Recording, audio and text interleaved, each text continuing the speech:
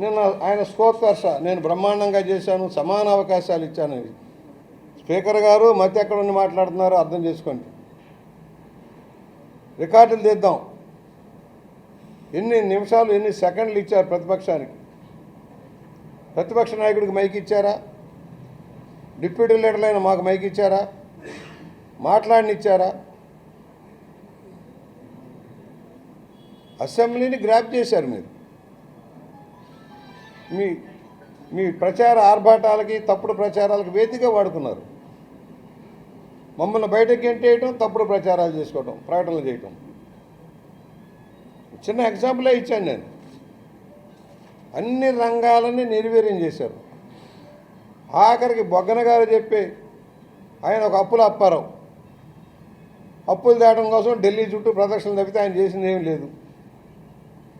ఇవాళ కాంట్రాక్టర్లు రోడ్డు మీద అల్లరి చేస్తూ ఉన్నారు విజయవాడ సెంటర్లో. మా బిల్లులు ఇవ్వండి బాబోయ్ అని. హైకోర్టు ముట్టికాయలు వేస్తుంది.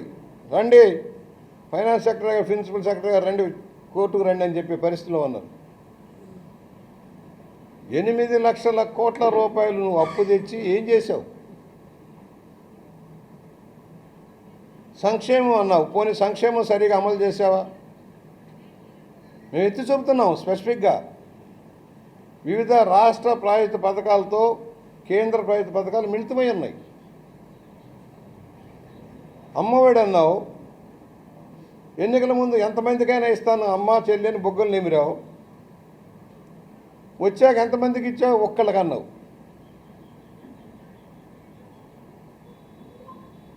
ఎన్ని లక్షల మంది బిడ్డలు చదువుతున్నారు, ఎంతమందికి ఇచ్చావు? 86 లక్షల మంది అకౌంట్లో ఉంటే నువ్వు ఇచ్చింది ఎంత? 15,000 అన్నావు, దాన్ని 12,000 చేసావు. అంకెల గాడి చెప్తే చేసిందేంటి? రెండో బిడ్డకు నువ్వు వేయకపోతే వాళ్ళు చదువుకొని చదువు మానాలా? విదేశీ విద్య 4 సంవత్సరాలు గుర్తురాలేదా? తెలుగుదేశం హయాంలో ఐడెంటిఫై చేసిన ఫేమస్ యూనివర్సిటీలో విదేశాల్లో చదువుకున్న దళితులు, బలహీన వర్గాలు కానీ పేదవాళ్ళందరూ కూడా అవకాశాలు ఇస్తే 10 నెలల బిట్టి మాత్రం 370 మందికి ఇచ్చావా? 4,097 మందికి తెలుగుదేశం విదేశీ విద్యకు అవకాశం ఇచ్చింది. ఆఖరికి ఇప్పుడు గుర్తుకొస్తుంది.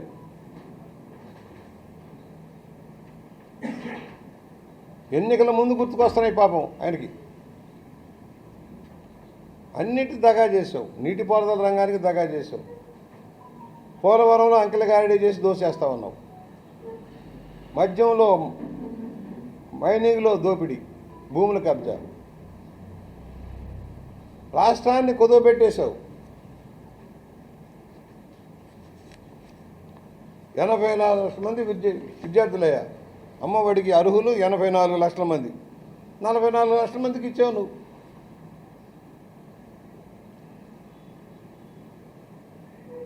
నాడు నేడు గొప్పగా చెబుతాడు, అద్భుతాలు చిత్రించామని. 16,000 కోట్ల రూపాయలు నాడు నేడు అన్నావు.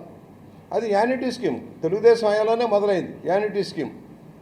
స్కూల్స్ అన్నిటి కూడా రీమోడల్ చేసుకుంటూ రావటం, డిజిటలైజేషన్ చేయటం, అవన్నీ కూడా. నువ్వు ఖర్చు పెట్టింది ఎంత? 7,123 కోట్లు. ఎక్కడ వేసిన కొంగలు అక్కడే. నిర్మాణం కాలే. అంత రంగులకి పేర్లకి డబ్బులు ఖర్చు పెట్టేశాడు. 3,000 కోట్లు.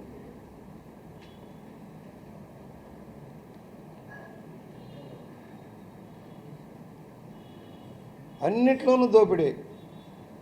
బూట్లు ఇదివరకు ఇవ్వలేదా? కేంద్ర ప్రభుత్వ పథకంలో ఉంటుంది. స్కూల్ డ్రెస్సులు కానీ బూట్లు కానీ 40% కేంద్రం ఇస్తుందండి. కోత పెట్టేశాడు. అర్హుల్లో 30% కోత పెట్టేసి దోపిడీ చేశాడు. విద్యారంగాన్ని నిర్వీర్యం చేశాడు.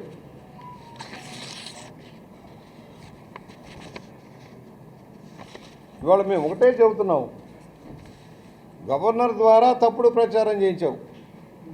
నీ బడ్జెట్ లెక్కల ప్రకారం నువ్వు ఖర్చు పెట్టలా. దళిత యాక్షన్ ప్లాన్ లేదు. బీసీ యాక్షన్ ప్లాన్ లేదు, మైనారిటీ యాక్షన్ ప్లాన్ లేదు.